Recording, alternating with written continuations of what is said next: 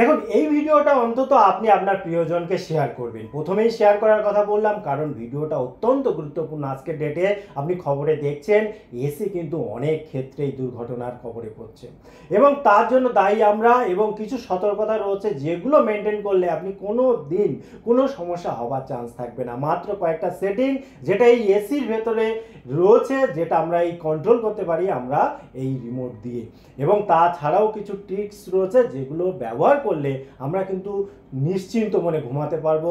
কোনো চিন্তা ছাড়াই কোথায় কি হচ্ছে দেখার কোনো প্রয়োজন হবে না, কোনো ভয়ভীতি কাজ করবে না, আমরা সুন্দরভাবে ঘুমাতে পারবো। বিষয়টা কি, দেখুন আমরা এই যে তীব্র গরম পড়ছে, বাইরের টেম্পারেচার 45-50 পর্যন্ত ছুঁয়ে যাচ্ছে। তো এই যে বাইরে প্রচণ্ড টেম্পারেচার 45-50 পর্যন্ত হয়ে যাচ্ছে, আর 40 তো মানে এভেলেবেল।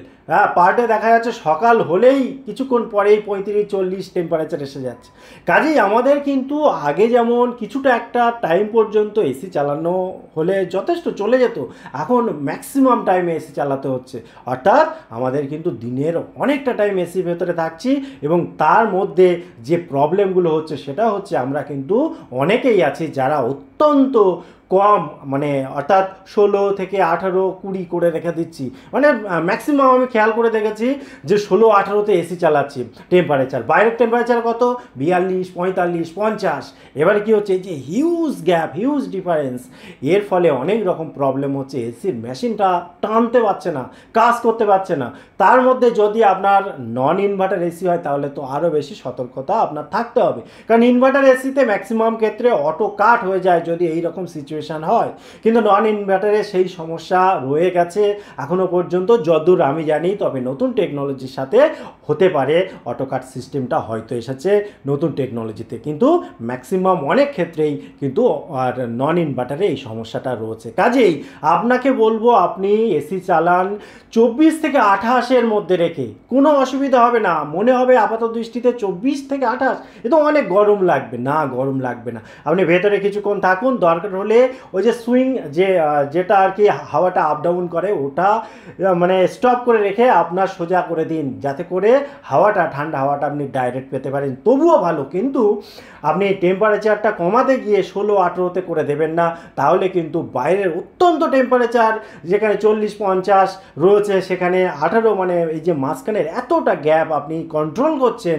এসিটাকে নিয়ন্ত্রণ করছেন, সেটা কিন্তু একটা সমস্যার কারণ হচ্ছে। দ্বিতীয়ত, যে মেশিনটা বাইরে রয়েছে সেই মেশিনটায় কিন্তু প্রচণ্ড পরিমাণে হিট জেনারেট হচ্ছে। প্রথমত মেশিন চলছে তার জন্য, দ্বিতীয়ত ডাইরেক্ট সানলাইট ওই মেশিনটাতে পড়ছে তার জন্য।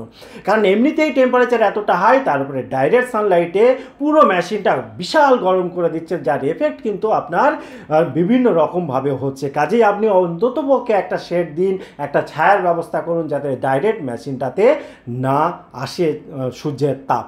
এবং তারপরে কি, আপনি যে ঘরে রয়েছেন সেই ঘরে আপনি খেয়াল রাখবেন যেন স্মেল, গন্ধ যদি হয় সেই গন্ধটা আগে নিরাময় করার ব্যবস্থা করুন। যদি এসি থেকে দুর্গন্ধ আসে সেটা টেকনিশিয়ান দেখে ভালো করে ঠিক করে নিন। যদি অনেক দিন এসি চালানো না হয় বা এরকম কিছু অনেক কোনো কারণে হতে পারে, তো স্মেলটা বিভিন্ন কারণে হতে পারে। হ্যাঁ, কিছু হয়তো কিছু ডিম পেড়ে রেখেছে, ছোট ছোট যে পোকামাকড়গুলো থাকে, বা অন্য কোনো কারণে, যাই হোক না কেন সেটা একবার দেখে নেওয়া দরকার। এরপরে দেখুন ওর ভেতরে যে দুটো জালি রয়েছে, দেখবেন এই জালি কিন্তু নোংরা হয়ে যায় খুব, এবং এই নোংরা জালি থাকলে কি হয়, হাওয়াটা ভালোভাবে বেরোতে পারে না।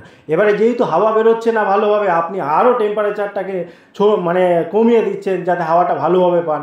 এর ফলে কি, বিনা কারণে আরও বেশি প্রেশার কিন্তু মেশিনের উপরে আপনি দিয়ে দিচ্ছেন। তো এইগুলো আপনি জালিটা মাঝে মাঝে পরিষ্কার করবেন, নিজে না পারলে টেকনিশিয়ান দিয়ে করিয়ে নেবেন, কিন্তু পরিষ্কার করবেন। এবং অবশ্যই যদি আপনি মানে হয়তো শীতকালে এসি ইউজ করেন না, শুধু গরমের সময় ইউজ করেন, বা অনেক দিন বন্ধ রেখেছেন তারপরে ইউজ করছেন, বা এই যে টাইম পিরিয়ডে আপনি এখনও পর্যন্ত একবারও সার্ভিসিং করেননি, এরকম যদি হয় তাহলে অবশ্যই আপনি এসিটাকে সার্ভিসিং করিয়ে নিন। সার্ভিসিং করানোটা খুব বেশি দরকার, এবং সেই সাথে সাথে আপনি দেখবেন যে ঘরটায় আপনি আছেন সেই ঘরটা একটু পরিষ্কার পরিচ্ছন্ন যেন থাকে, গন্ধ স্মেল যেন না থাকে, এবং ধুলো ডাস্ট এগুলো যেন না থাকে, তাহলে কিন্তু অনেক রকম প্রবলেমস ক্রিয়েট হয়।